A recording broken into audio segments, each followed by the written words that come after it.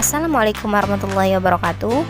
Halo semuanya, saya Erestati, NIM 19380237 akan menjawab pertanyaan dari tugas mata kuliah Kimia Lingkungan sebagai tugas ujian akhir semester saya yang diampu oleh kepada yang terhormat Ibu Rohmatulaili SSI MSc.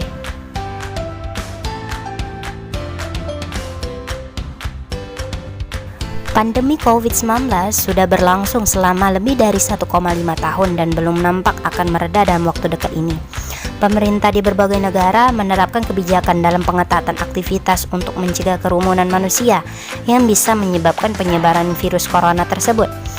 Tidak dapat diragukan lagi bahwa pandemi ini telah membawa dampak yang buruk bagi kesehatan fisik dan ekonomi di berbagai penjuru dunia. Maka hal ini menarik nih untuk kita bahas. Apakah pandemi ini berdampak buruk atau berdampak baik sih untuk lingkungan hidup? Faktanya, efek pandemi COVID-19 terhadap lingkungan sekitar itu memang ada. Seperti misalnya air sungai yang mulai terlihat jernih kembali, tingkat polusi udara yang menurun, dan langit yang terlihat cerah saat pandemi. Semua itu hasil dari pengurangan aktivitas harian yang dilakukan manusia ketika pandemi COVID-19 melanda hampir di seluruh dunia.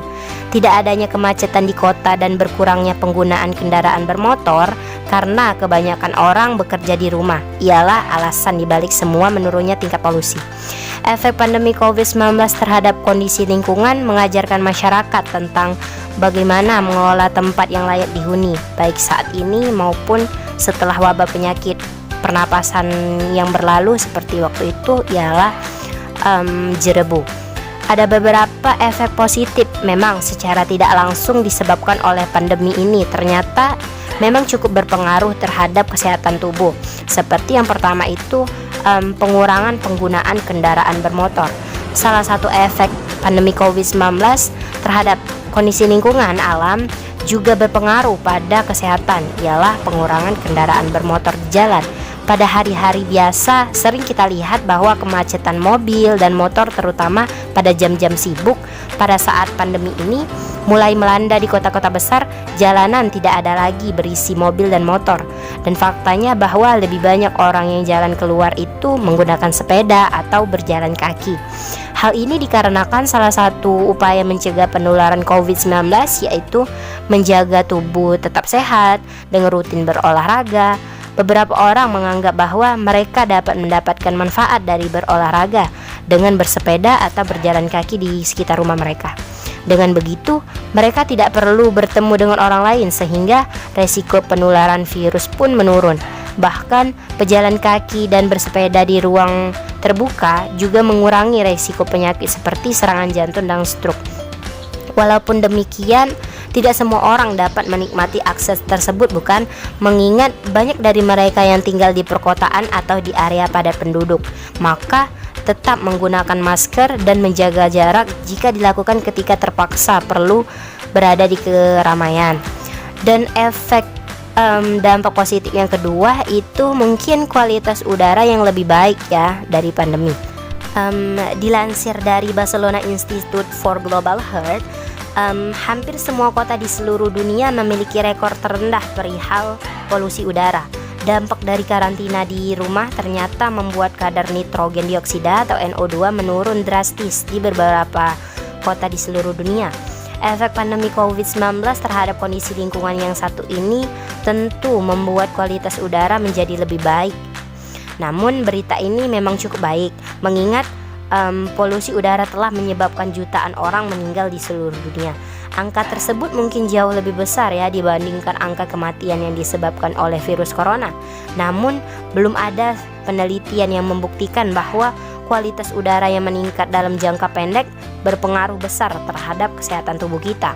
Bahkan mungkin tidak memiliki efek yang menguntungkan jika dibandingkan dengan dampak negatif dari COVID-19 ini. Hal ini dikarenakan tujuan penting dari mengontrol kualitas udara ialah pembatasan aktivitas sebagai respon dari pandemi COVID-19 kan. Namun sesungguhnya pandemi menunjukkan masalah mendasar yang sedang dihadapi pada lingkungan. Misalnya sebagai contoh itu Jakarta sempat kan mengalami penurunan kadar karbon dioksida atau CO2 yang bersumber dari kendaraan bermotor selama kurang waktu dari bulan Februari sampai Maret. Namun sayangnya hal tersebut hanya berlangsung singkat, bukan kemacetan kendaraan bermotor sering diberlakukan. Kondisi normal atau era new normal itu kembali lagi dan membuat kadar CO2 kembali normal. Peningkatan kualitas udara selama karantina wilayah itu sulit memang dipertahankan lebih lama karena perubahan yang terjadi itu tidak bersifat terus-menerus, seperti beralihnya penggunaan energi berbahan dasar fosil yang tinggi, polutan ke sumber daya energi yang lebih ramah lingkungan. Turunnya harga minyak di dunia akibat berkurangnya permintaan turut mengonfirmasi fakta tersebut. Padahal jika penurunan tingkat polusi dapat dipertahankan, manfaatnya pasti akan jauh lebih besar ya. Dari penelitian seorang profesor Stanford University juga menunjukkan bahwa penurunan polusi udara selama karantina itu wilayah akan menyelamatkan manusia dari kematian dini akibat paparan polusi dalam jumlah yang lebih besar daripada kematian yang diakibatkan oleh COVID. Hasil penelitian tersebut diharapkan menjadi evaluasi atas perilaku manusia dalam kondisi normal yang membebani lingkungan.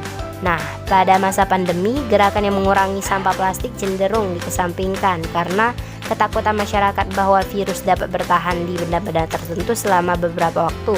Penggunaan masker dan sarung tangan sesekali pakai oleh masyarakat umum juga turut meningkatkan sampah rumah tangga.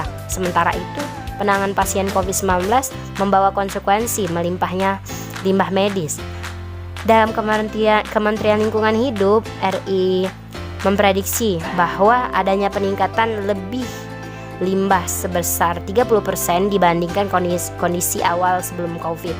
Di tengah kurangnya fasilitas pengolahan limbah sampah medis dan juga limbah berbahaya, serta peningkatan limbah, berpotensi munculnya masalah serius seperti pengolahan limbah medis secara ilegal, sehingga dapat menyebabkan munculnya masalah-masalah lain dan dampak yang lain yang dapat mengakibatkan resiko yang lebih besar.